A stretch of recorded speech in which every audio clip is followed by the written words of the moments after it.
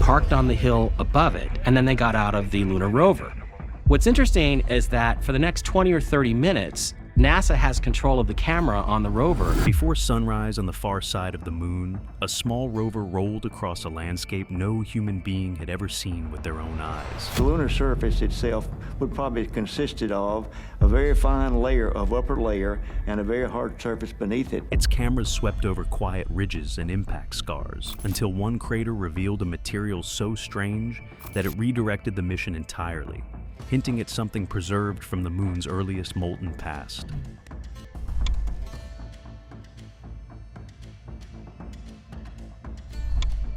The unseen hemisphere. For as long as humans have looked at the sky, the moon has offered only one familiar face, shaped by synchronous rotation and locked orientation that keep its far side permanently hidden from Earth. This concealed hemisphere evolved under different bombardments, temperatures, and geological rhythms, leaving scientists certain that its surface holds clues unavailable anywhere else on the lunar landscape. Yet reaching it remained impossible during the early decades of exploration, because communication vanished the moment a spacecraft crossed the lunar horizon, creating a dead zone where landers could neither receive commands nor transmit distress signals. Engineers also faced illumination cycles that shifted from blinding glare to extreme cold, making navigation treacherous and landing attempts too risky for crewed missions. As orbital images accumulated, researchers realized that the far side was dominated by deeper craters, thicker crust, and geochemical signatures that hinted at an ancient history preserved in stone. These features intensified curiosity and frustration, because each new data set suggested the region could answer long-standing questions about the moon's interior, its formation, and the forces that shaped the early solar system. With every setback in technology, however, the scientific imperative grew stronger, preparing the stage for the first mission, willing to challenge these constraints. The mission that shouldn't have worked. When China approved the Chang'e 4 mission, engineers were asked to solve a problem that had halted every previous attempt to reach the lunar far side: how to maintain communication with a spacecraft positioned where Earth signals could not reach. The solution required placing a dedicated relay satellite, Queqiao, into a halo orbit around the Earth-Moon L2 point, allowing it to hover behind the moon while keeping an uninterrupted line of sight to both the rover and mission control. This orbital choreography demanded precise calculations because even minor deviations could collapse the geometry and strand the lander in permanent silence. With Queqiao operational, mission planners equipped Chang'e 4 with autonomous hazard avoidance systems, enhanced thermal controls, and upgraded cameras capable of capturing subtle variations in mineral textures across terrain that had never been photographed from the surface. Although Chang'e 4 had originally been built as a backup craft, its redesign transformed it into a technological test bed, carrying new instruments that could scan subsurface layers and map the distribution of impact-generated materials. The U-22 rover, deployed shortly after landing, became the mission's mobile observer, tasked with documenting the composition and age of a region shaped by some of the most powerful collisions in lunar history. Scientists around the world watched the first streams of data arrive from a place long considered unreachable, noting that even the ambient lighting conditions differed dramatically from those on the near side. Every transmission carried the thrill of witnessing an untouched environment where no mission had ever operated, and each rover movement expanded humanity's footprint into genuinely unfamiliar territory. As U-22 began tracing careful paths across the cratered surface, researchers prepared for routine measurements, unaware that one image would soon alter the mission's priorities entirely. The photograph that forced a detour.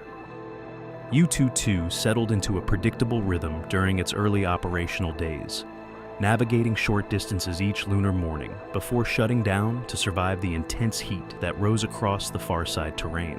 Its panoramic camera captured wide mosaics of the surrounding landscape, and mission teams on Earth examined each frame with the expectation of finding nothing more than familiar regolith patterns. Most images revealed precisely that: powdery soil, fractured rock, and debris shaped by billions of years of meteor strikes. Then, during a routine review, One handler noticed an unexpected patch of color glinting from the inner wall of a shallow crater. The substance looked darker and more reflective than the surrounding material, and its fractured surface suggested a texture inconsistent with the fine dust, usually dominating lunar photographs. Intrigued, the team enlarged and reprocessed the segment, realizing that the anomaly appeared to have a glassy sheen rarely observed in situ. Because U-22's exploration schedule had been planned weeks in advance, any deviation required careful justification. Yet the image raised enough scientific curiosity that mission leaders approved a rerouting of the rover's path. The decision echoed a moment from the Apollo era, when astronaut geologist Harrison Schmitt unexpectedly uncovered orange soil at Shorty Crater, prompting an unplanned sampling effort that ultimately revealed evidence of ancient volcanic fire fountains. Guided by that historical lesson, Chang'e, 4 scientists instructed U-22 to move cautiously toward the crater, knowing that even slight miscalculations could damage its wheels or instruments. As the rover approached, its spectrometer and hazard cameras gathered additional data, gradually sharpening the mystery rather than resolving it. The material did not resemble ordinary regolith or simple melt fragments, and its reflectivity hinted at process more complex than surface weathering alone. With each transmission, the anomaly gained significance, suggesting that this crater might expose a chapter of the moon's past seldom preserved on the near side. The moon's violent past. As U-22 transmitted its first close-range measurements, mission scientists leaned toward the most familiar explanation available. The substance could be a form of impact melt, created when a meteorite strikes the lunar surface with enough force to liquefy surrounding rock. Throughout the moon's history, countless collisions have generated glassy breccias composed of shattered minerals welded together by intense heat. And these materials often pool inside small craters where they cool into irregular, highly reflective patches. Similar formations have been documented in Apollo samples, where fragments of translucent beads and fused regolith revealed temperatures high enough to erase crystalline structures completely.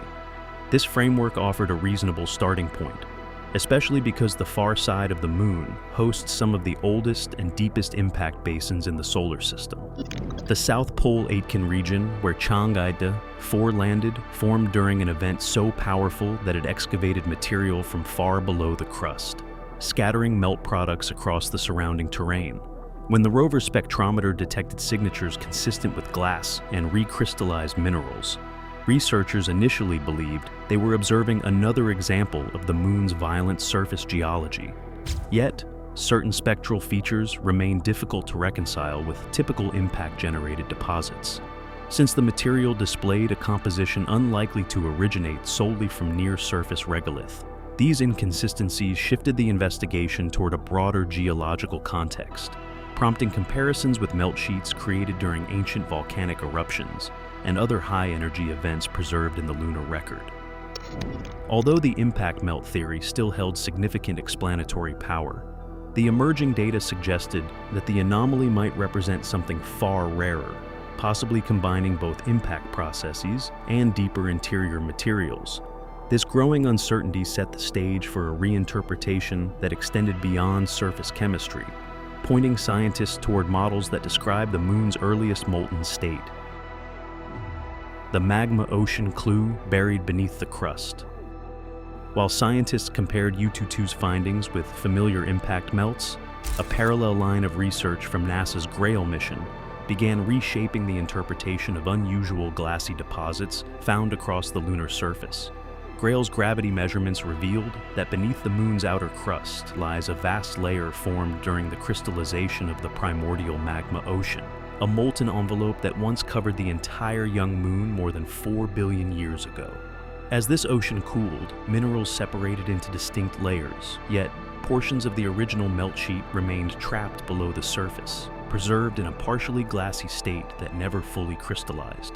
Under normal conditions, this ancient material remains buried beneath meters of regolith and fractured rock, inaccessible to rovers or orbiters. However, researchers recognize that fresh impacts, especially those occurring in regions with thinner crust, can excavate pockets of this primordial melt, exposing textures and compositions not found in typical near-surface soils. The South Pole Aitken Basin, where Chang'e 4 operates, is precisely the type of location where such excavations are most likely, because the basin's enormous impact event once punched deeply into the lunar interior and redistributed subsurface components across its floor.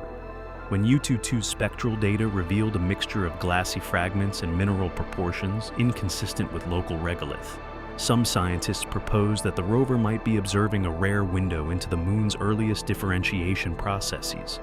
The unexpected reflectivity, irregular fusion patterns, and atypical chemistry aligned more closely with models predicting remnants of the primordial melt layer rather than ordinary impact breccia alone.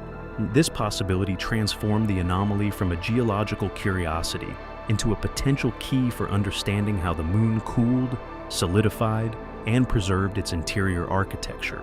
With this perspective, the material inside the small crater represented not just an isolated feature, but a tangible remnant of the moon's molten origin. A new map of the moon's interior. If the material inside the crater truly originated from the ancient melt layer, then U-22's discovery offered something more consequential than a surface anomaly. It provided evidence that the moon's interior history can still be studied through freshly exposed sites scattered across regions shaped by deep impacts. This realization encouraged mission teams to re-examine how far-side terrain should be interpreted, because features once assumed to reflect only local geology might instead record interactions between crustal fractures, buried melt sheets, and impact events that reached well below the surface. By connecting the rover's spectral signatures with models derived from Grail data, researchers began constructing a more layered understanding of the moon's internal evolution, one in which primordial materials coexist with later volcanic and impact-derived deposits. These insights also carry practical implications for future exploration, particularly for sample return missions targeting areas where deep excavation has naturally occurred. If ancient melt remnants can be retrieved from smaller craters, scientists may gain direct access to minerals that formed during the earliest stages of lunar solidification, offering clues about the moon's heat loss, differentiation, and the broader conditions of the early solar system. Artemis planners, Chinese engineers preparing for Chang'e, 6, and international teams designing robotic prospectors all recognize that such materials could refine models of planetary formation in ways laboratory simulations cannot. As researchers integrate U-22's findings into updated geological maps, the far side emerges as a richer, more complex archive than previously imagined. Each crater becomes not merely a scar, but a window revealing discontinuities, buried layers, and ancient structures that reshape expectations for what future missions may encounter. Every rover track carved into the far side dust shows how one overlooked detail can reshape an entire story of origins. If you want to stay close to the discoveries rewriting our understanding of the moon, subscribe, turn on notifications, and follow us as we explore what comes next.